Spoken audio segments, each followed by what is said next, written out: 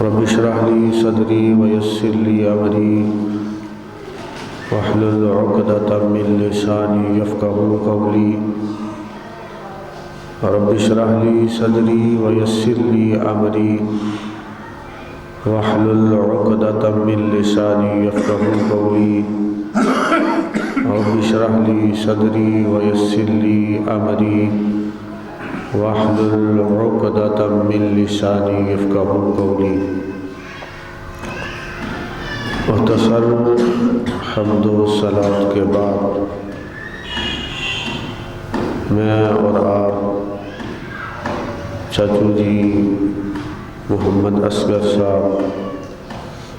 ان کے 40ویں کے ختم میں حاضر ہیں۔ دعا فرمائیں اللہ تعالیٰ ان کے صغیرہ کبیرہ گناہوں کو معاف فرمائے، اللہ کریم ان کی قبر پر کروڑہا رحمتوں کا نزول فرمائے، اللہ کریم لواحقین کو صبر جمیل عطا فرمائے۔ اللہ تعالیٰ نے انسان کو بے شمار نعمتوں سے نوازا۔ وہ فرماتا ہے کہ وَإِن تَعُدُّوا نِعْمَةَ اللَّهِ لَا تُحْصُوهَا، اگر تم میری نعمتوں کو شمار کرنا چاہو، گننا چاہو، تو تمہاری گنتی کے اعداد ختم ہو جائیں گے، پر میری نعمتیں ختم نہیں ہوں گی۔ کچھ وہ نعمتیں ہیں جو اللہ تعالیٰ بندوں کو ان کے مانگنے پر عطا کرتا ہے، ان کی چاہت پر عطا کرتا ہے، ان کے طلب کرنے پر عطا کرتا ہے۔ لیکن بہت سی ایسی نعمتیں ہیں جو اللہ تعالیٰ اپنے بندوں کو بغیر طلب کے، بغیر مانگنے کے، بغیر چاہت کے فقط اپنے فضل اور اپنی رحمت سے عطا کرتا ہے۔ تو جب وہ بغیر چاہت کے، بغیر طلب کرنے کے، بغیر مانگنے کے بندوں کو بے شمار نعمتیں عطا کرتا ہے، تو بندے اس کے باوجود اس کی نافرمانی کرتے ہیں، گناہوں میں مبتلا ہو جاتے ہیں۔ بعض اوقات تو ایسا ہو جاتا ہے کہ بندے اللہ تعالیٰ کے غضب کو ہی دعوت دے دیتے ہیں، پھر وہ اپنے بندوں کو آزمائش میں مبتلا کرتا ہے، اپنے بندوں کو آزماتا ہے، ان پہ آزمائشیں آتی ہیں، تکلیفیں آتی ہیں۔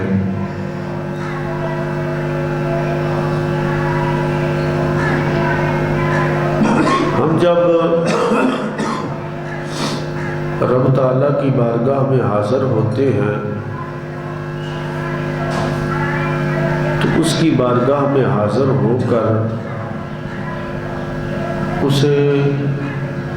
منانے کا جو ہمارا انداز ہے وہ کیا ہے کہ ہم اللہ کی بارگاہ میں عرض کرتے ہیں اہدنا الصراط المستقیم۔ اور جب ہم نماز پڑھ رہے ہوتے ہیں تو اس وقت ہم فقط الفاظ ادا کر رہے ہوتے ہیں، الحمدللہ رب العالمین الرحمن الرحیم مالک یوم الدین ایاک نعبد و ایاک نستعین۔ ہم صرف الفاظ ادا کر رہے ہوتے ہیں، جس انداز سے ہم اللہ سے مانگ رہے ہوتے ہیں، اگر اس انداز سے ہمارا اپنا بیٹا بھی ہم سے کوئی شے مانگے تو ہم یہ اپنی توہین سمجھتے ہیں اور اسے ڈانٹتے ہیں کہ تجھے مانگنے کا سلیقہ بھی نہیں آتا۔ تو جو انداز مانگنے کا ہمارا ہے، اس انداز میں اگر ہمارا بیٹا ہم سے کوئی چیز مانگے تو ہم اسے نہیں دیتے، تو پھر ہم کیسے ہیں کہ ہم اس انداز میں اپنے رب سے مانگ رہے ہوتے ہیں؟ تو نبی پاک صلی اللہ علیہ وسلم نے فرمایا کہ جب رب تعالیٰ سے مانگو نا تو اس وقت انداز کیا ہونا چاہیے؟ فرمایا جب تم عاجزی کے ساتھ، انکساری کے ساتھ اس سے مانگو گے تو وہ مان جائے گا۔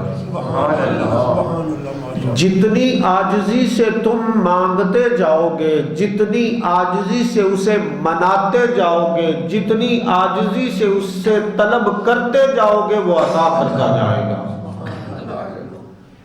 امام ذہبی نے نا سیر اعلام النبلاء میں امام بخاری رحمۃ اللہ تعالی علیہ کے دو استاذ حضرت سفیان ثوری اور حضرت امام حماد، ان دونوں کا نا ایک واقعہ بیان کیا ہے، اور حضرت امام بخاری رحمۃ اللہ تعالی علیہ کتنے بڑے امام ہیں، اس بات کو سمجھ کر آپ اس بات کا اندازہ لگا سکتے ہیں کہ جب امام بخاری اتنے بڑے امام ہیں تو ان کے اساتذہ کتنے بڑے امام ہوں گے۔ تو وہ فرماتے ہیں کہ امام سفیان ثوری جو ہے نا، ان کو علم حدیث میں امیر المومنین فی الحدیث کا درجہ حاصل ہے، کہ وہ علم حدیث میں امیر المومنین فی الحدیث ہیں۔ فرماتے ہیں کہ حضرت امام سفیان ثوری بیمار ہو گئے تو امام حماد جو تھے وہ ان کی تیمارداری کے لیے ان کے پاس گئے، ان کا حال احوال پتہ کرنے کے لیے جب ان کے پاس گئے نا، سلام دعا ہونے کے بعد جب بیٹھے تو حضرت امام سفیان ثوری رحمۃ اللہ تعالی علیہ کہنے لگے، حماد یار ایک بات تو بتا، ارأیت ان یغفر اللہ مثلی، یا تمہارا کیا خیال ہے کہ مجھ جیسے گناہگار بندے کو میرا رب بخش دے گا؟ اتنے بڑے امام اور عاجزی کی انتہا دیکھیے، کہتے ہیں حماد یار یہ تو بتا کہ مجھ جیسے گناہگار بندے کو میرا رب بخش دے گا۔ امام حماد کہنے لگے کہ اے سفیان ثوری آپ نے کیسی بات کر دی، میں آپ کو ایک بات بتاتا ہوں، وہ یہ کہ قیامت کا دن جب ہو، اللہ رب العالمین فرمائے ایک طرف میرے والدین ہو، ایک طرف رب تعالیٰ کی ذات ہو، اور رب تعالیٰ مجھ سے پوچھے کہ اے حماد بتا تیرا فیصلہ تیرے والدین کرے یا میں کروں، تو امام حماد کہتے ہیں میں ایک سیکنڈ نہیں لگاؤں گا، میں اسی وقت کہوں گا کہ یا اللہ میرا فیصلہ تو فرما۔ پوچھا اس کی دلیل کیا ہے؟ کہا اس کی دلیل یہ ہے کہ وَهُوَ أَرْحَمُ الرَّاحِمِينَ، کہ میرا رب وہ ہے جو کائنات میں اپنے بندوں سے سب سے زیادہ پیار کرنے والا ہے۔ بس اسے منانے کا نا انداز ہونا چاہیے۔ وَهُوَ أَرْحَمُ الرَّاحِمِينَ، جتنے بھی رحم کرنے والے ہیں ان سب میں سے سب سے بڑا رحم کرنے والی ذات اگر کوئی ہے تو وہ خالق کائنات کی ذات ہے۔ اور بخاری شریف میں آتا ہے، اب دیکھیے نا کہ اسے منانے کا انداز کیا ہے، عاجزی کے ساتھ منایا جائے، انکساری کے ساتھ منایا جائے تو وہ مان جاتا ہے۔ بخاری شریف میں ہے، حضرت ابو ہریرہ رضی اللہ تعالیٰ عنہ اس حدیث کے راوی ہیں، فرماتے ہیں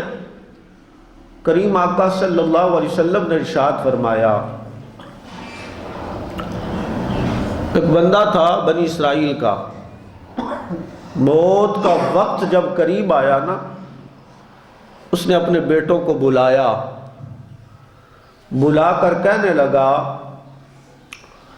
کہ میرے بیٹو، جب میں مر جاؤں نا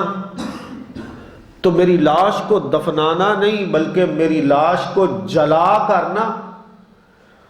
اس کی جو راکھ ہوگی وہ پانی میں بہا دینا، ہواؤں میں بکھیر دینا، مٹی میں ملا دینا۔ بیٹوں نے پوچھا اس کی وجہ کیا ہے؟ کہنے لگا اس کی وجہ یہ ہے کہ میں اتنا بڑا گناہگار ہوں، اتنا بڑا سیاہکار ہوں کہ رب تعالیٰ کے سامنے میں کھڑا نہیں ہو سکتا۔ اگر اس نے مجھے اپنے سامنے کھڑا کیا تو میں اس کے سامنے کھڑا نہیں ہو سکتا، میں گناہگار ہوں، میں سیاہکار ہوں، لہذا میری لاش کو جلانا، اس کی راکھ کو پانی میں بہا دینا، مٹی میں ملا دینا، ہواؤں میں اڑا دینا۔ اب جب وہ مر گیا تو بچوں نے اپنے باپ کی وصیت پہ عمل کرتے ہوئے اس کی لاش کو جلایا، اس کی راکھ کو پانی میں بہایا، مٹی میں ملایا، ہواؤں میں بکھیر دیا۔ کریم آقا فرماتے ہیں کہ اللہ رب العالمین نے نا پانی کو حکم دیا اس کے ذرات کو جمع کرو، مٹی کو حکم دیا اس کے ذرات کو جمع کرو، ہواؤں کو حکم دیا اس کے ذرات کو جمع کرو۔ جب اس کے ذرات جمع ہو گئے نا تو رب تعالیٰ کی بارگاہ میں وہ جب مجسمہ بن کے کھڑا ہوا تو اللہ رب العالمین نے پوچھا میرے بندے بتا تو نے اپنے ساتھ یہ معاملہ کیوں کیا، جبکہ میرا تو حکم کچھ اور ہے، تو نے یہ معاملہ کیوں کیا؟ کہنے لگا یا اللہ اسی ڈر سے کیا تھا کہ میں تیرے سامنے کھڑا نہیں ہو سکتا۔ وَلِمَنْ خَافَ مَقَامَ رَبِّهِ جَنَّتَانِ، یا اللہ میں تجھ سے ڈر گیا، تیرے خوف اور خشیت سے ڈر کر میں نے یہ عمل کیا۔ آواز آئی وَلِمَنْ خَافَ مَقَامَ رَبِّهِ جَنَّتَانِ، اور میرے بندے جو میرے خوف اور خشیت سے میری بارگاہ میں کھڑے ہونے سے ڈر گیا، ہم نے بھی اس کے لیے ایک جنت نہیں دو جنتیں تیار کر رکھی ہیں، ہم نے تیری خطاؤں کو معاف کر دیا ہے، تجھے جنت عطا فرما دی ہے۔ تو محدثین فرماتے ہیں اگرچہ آج ہمیں اس طرح کرنے کی اجازت نہیں ہے، لیکن حضور نے یہ ہمیں بتایا ہے کہ جب اسے منایا جائے نا تو پھر عاجزی کی انتہا کر کے اسے منایا جائے۔ بابا جی فرید الدین گنج شکر رحمت اللہ تعالی علیہ فرماتے ہیں کہ نوجوان تھا، بڑا پرہیزگار تھا، دن کو روزہ رکھتا، رات کو اللہ کے حضور کھڑا ہو کر نہ عبادت کرتا، نیک تھا، پرہیزگار تھا، لیکن اللہ تعالیٰ سے نہ ڈرتا بڑا تھا، ہر وقت اس کی ذات سے ڈرتا رہتا تھا۔ اس کی جب موت کا وقت قریب آیا نا، اس نے اپنی ماں کو بلایا، ماں کو بلا کر کہنے لگا ماں مجھ سے نہ 3 وعدے کر کہ میرے مرنے کے بعد نہ تو میرے 3 وعدے پورے کرے گی۔ اب ماں نے کہا بیٹا بتاؤ، تیرے آخری لمحات نے ہیں، میں وعدہ کرتی ہوں کہ میں ان کو پورا کروں گی۔ کہنے لگا پہلا وعدہ یہ کر، جب میں مر جاؤں نا، میری روح میرے جسم سے جدا ہو جائے تو تو اس طرح کرنا، میری لاش کو نا گھر کے صحن میں رکھ کر، میرے گلے میں رسی ڈال کر مجھے گھر کے صحن میں گھمانا اور اعلان کرنا، جو گناہگار ہو، جو رب کا نافرمان ہو، اس کا یہی حشر ہوتا ہے۔ ماں دوسرا وعدہ مجھ سے یہ کر کہ میرا جنازہ دن کے وقت نہیں، رات کے وقت لے جانا، اس لیے کہ میں یہ نہیں کہتا کہ میرا جنازہ اگر دن کے وقت جائے تو لوگ یہ کہیں یہ کس گناہگار کا جنازہ جا رہا ہے۔ ماں میرے جنازے کو رات کے وقت لے جانا۔ اور تیسرا وعدہ یہ کر ماں کہ جب لوگ میرا جنازہ پڑھ کر مجھے قبر میں دفن کر کے واپس آ جائے نا، اے ماں تو میری قبر پہ کھڑے ہو جانا، اس لیے کہ آقا نے فرمایا الجنت تحت اقدام الامہات، جنت ماں کے قدموں کے نیچے ہے۔ اے ماں اور تو میرے پاس کوئی عمل نہیں ہے، جب تو میری قبر پہ کھڑی ہوگی اللہ رب العالمین تیرے قدموں کی برکت سے ہو سکتا ہے میری بخشش فرما دے۔ یہ کہتے ہوئے اس کی روح اس کے جسم، اس نے کلمہ پڑھا، اس کی روح اس کے جسم سے جدا ہوئی۔ جیسے ہی وہ اس دنیا سے گیا، ماں نے اپنے بیٹے کے وعدے کو پورا کرتے ہوئے اس کی لاش کو فرش پہ رکھا، رسی تلاش کی، جب رسی ملی اب ماں اپنے بیٹے کے گلے میں جب رسی ڈالنے لگی تو بابا جی فرماتے ہیں گھر کے ہر کونے سے آواز آئی، اے بڑھیا ٹھہر جا۔ جو اللہ کے نیک بندے ہوتے ہیں ان کے ساتھ ایسا معاملہ نہیں کیا جاتا ہے، جو اللہ کے نیک بندے ہوتے ہیں ان کے ساتھ یہ معاملہ وَهُوَ أَرْحَمُ الرَّاحِمِينَ۔ وہ کہتا ہے تو میری بارگاہ میں آ کر تو دیکھ، تو میرے حضور سر جھکا کر تو دیکھ، دیکھنا اس کائنات عالم میں سب سے عظیم ہستی، اللہ نے سب سے زیادہ مرتبہ اس کائنات عالم میں اپنے حبیب کو عطا کیا ہے۔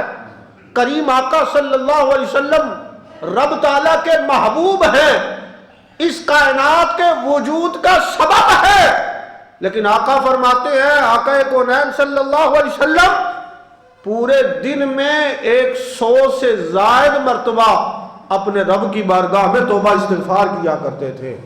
اور کریم آقا صلی اللہ علیہ وسلم ام المومنین حضرت سیدہ عائشہ صدیقہ طیبہ طاہرہ فرماتی ہے، آقا کونین صلی اللہ علیہ وسلم کی باری میرے گھر میں تھی، فرماتی ہیں کریم آقا صلی اللہ علیہ وسلم نے عشاء کی نماز کے بعد وضو فرمایا، مصلی بچھایا اور مجھ سے کہا کہ اے صدیق کی بیٹی اگر تو اجازت دے تو میں اپنے رب کی بارگاہ میں اس کی عبادت نہ کر لوں۔ عرض کرتی ہیں آقا میں کون ہوتی ہوں آپ کو روکنے والی؟ فرماتی ہیں کریم آقا نے وضو فرمایا، مصلی بچھایا، حضور مصلی پہ کھڑے ہو گئے۔ فرماتی ہیں آقا کونین صلی اللہ علیہ وسلم نے اتنا لمبا قیام کیا، اتنا لمبا قیام کیا کہ آقا کونین صلی اللہ علیہ وسلم کے پاؤں مبارک میں ورم پڑ گئے۔ آج باپ اپنے بیٹوں کو اپنے ہاتھ تو دکھاتا ہے کہ دیکھو میں نے کتنی محنت کی ہے، میں نے تمہارے لیے کتنا کچھ کیا ہے کہ میرے ہاتھوں میں چھالے پڑ گئے، میں نے تمہارے مستقبل کے لیے کتنا سفر کیا ہے کہ میرے پاؤں میں چھالے پڑ گئے، مگر کوئی بندہ ایمان سے یہ نہیں بتا سکتا کہ وہ ساری رات اتنا اللہ کے حضور کھڑا ہوا ہے کہ کھڑے ہونے سے اس کے پاؤں میں ورم پڑ گئے ہوں۔ کریم آقا صلی اللہ علیہ وسلم ساری رات مصلی پہ کھڑے ہیں، یہاں تک کہ فجر کی اذان کا وقت ہوا، مؤذن نے اذان دی، کریم آقا نے جلدی جلدی نماز مکمل کی۔ ام المومنین فرماتی ہیں میں نے حضور کی بارگاہ میں عرض کی یا رسول اللہ صلی اللہ علیہ وسلم کیا رب تعالیٰ نے آپ سے یہ وعدہ نہیں کیا اِنَّا فَتَحْنَا لَكَ فَتْحًا مُبِينًا لِيَغْفِرَ لَكَ اللَّهُ مَا تَقَدَّمَ مِنْ ذَنبِكَ کہ اللہ فرماتا ہے حبیب ہم آپ کے توسل سے آپ کی امت کے اگلے اور پچھلے گناہوں کو معاف کر دیں گے۔ آقا نے فرمایا ایسا تو نے کہا ہے نا کہ میرے رب کا مجھ پر اتنا بڑا احسان ہے تو ان یکون عبدا شکورا، کیا میں اپنے رب کا شکر گزار بندہ نہ بن جاؤں؟ تو اس کے حضور جب حاضر ہونا ہے تو پھر عاجزی کے ساتھ حاضر ہو، اس کے حضور جب حاضر ہونا ہے تو انکساری کے ساتھ حاضر ہو اور عاجزی کے ساتھ حاضر ہو کر اس سے مانگنا، اس سے طلب کرنا، یہ تیرا کام ہے۔ وَهُوَ أَرْحَمُ الرَّاحِمِينَ، تجھ پہ رحم کرنا یہ خالق کائنات کا کام ہے۔ حضرت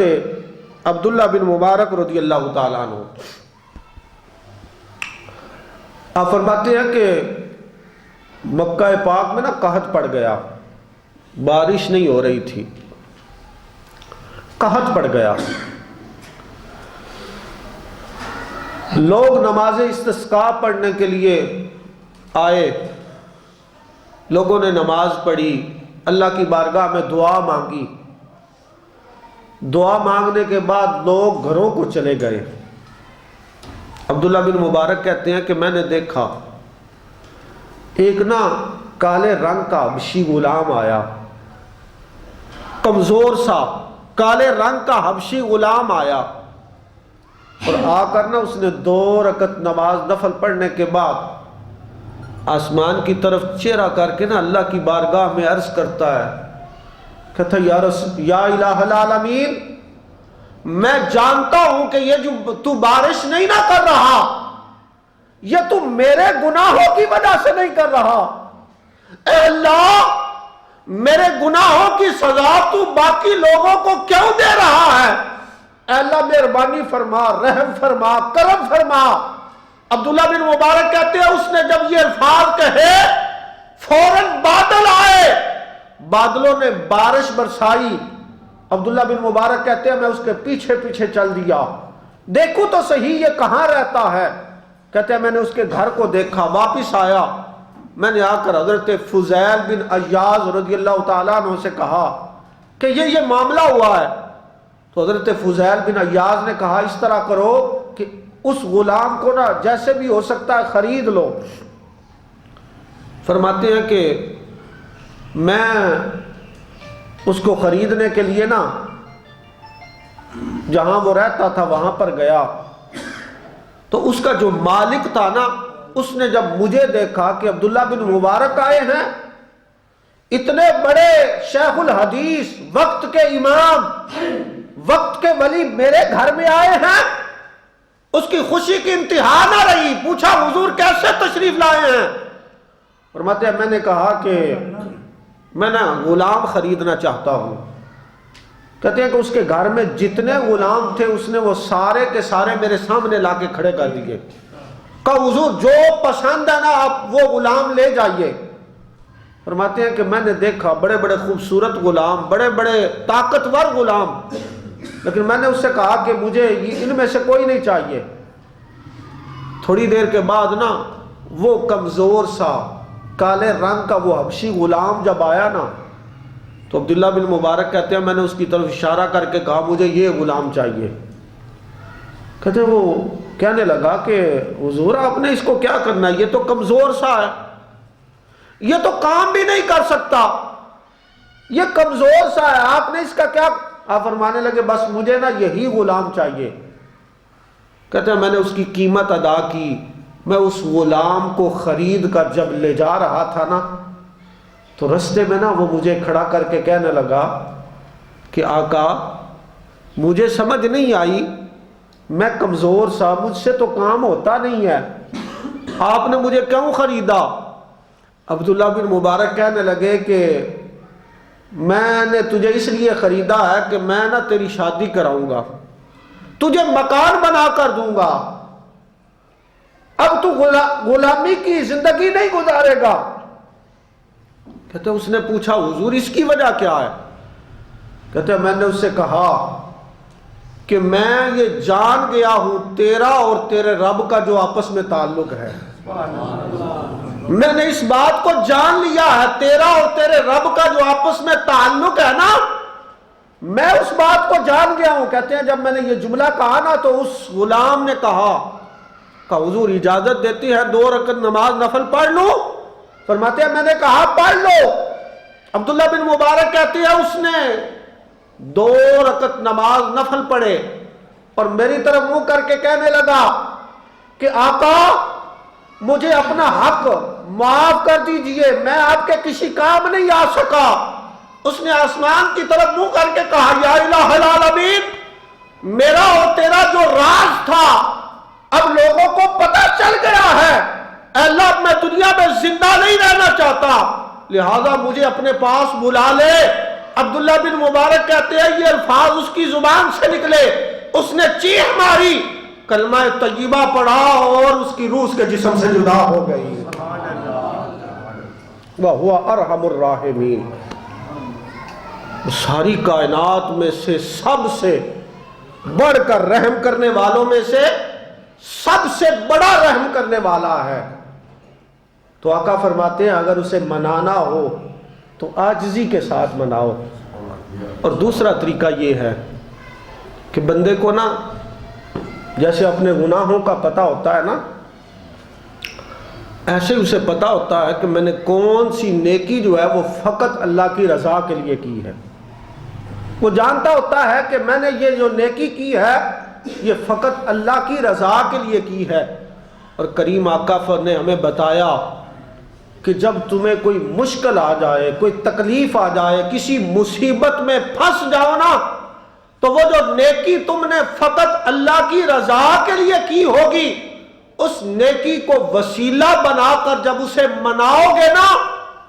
تو وہ کریم ہے، وہ مان جائے گا. بخاری مسلم شریف کی حدیث ہے، آقا کونین صلی اللہ علیہ وسلم نے فرمایا، حضور نے فرمایا 3 بندے سفر کے لیے نکلے. جنگلوں میں لوگ جو ہے وہ سفر کرتے تھے، پہاڑوں میں سفر کرتے تھے. سفر کر رہے تھے کہ اچانک طوفان آیا، تیز آندھی آئی، بارش آئی. وہ طوفان سے بچنے کے لیے، آندھی سے بچنے کے لیے نا وہ ایک غار میں داخل ہوئے. آقا فرماتے ہیں جب وہ غار میں داخل ہوئے نا تو اچانک اس غار کے اوپر سے نا پتھر سرکا، وہ سرک کر اس غار کے منہ پر آ کر ایسا گرا کہ اس نے غار کا سارا منہ بند کر دیا اور غار کے اندر روشنی بھی جانا بند ہو گئی. آقا فرماتے ہیں کہ وہ تینوں اندر تھے.